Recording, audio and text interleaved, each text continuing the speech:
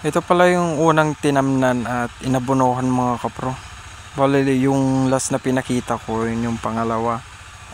Tinamnan at inabunuhan, di ba mga kapro? Ito yung unang inabunuhan, tinamnan. Di ba kaliliit pa nila dito mga kapro, no? Sobrang busy ko kasi mga kapro, may work ako. Kaya di ko masyadong nabibisita. Ngayon ang lalaki na nila mga kapro. Mamaya papakita ko sa inyo mga kapro. Sobrang lalaki na nila mga kapro. Magandang umaga mga kapro. Ito na pala yung una nating inabunuhan mga kapro. Sobrang lalaki na nila mga kapro. Yung last na pinakita ko mga kapro, yun yung pangalawang inabunuhan namin. Pero mas malaki ito mga kapro kasi ito yung unang tinamnan na inabunuhan. Ayan. Ngayon mga kapro, pinapatubigan siya. Ayan. Papatubig dito mga kapro.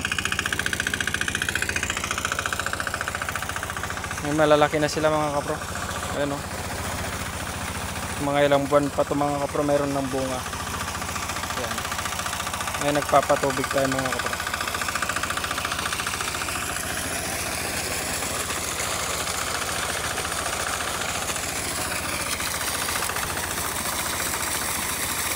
Mahaba yan mga kapro, yung sa dulo. Yun, dun sa dulo. Masyado nang malalaki mga kapro, kaya hindi na masyadong makita yung sa dulo niya.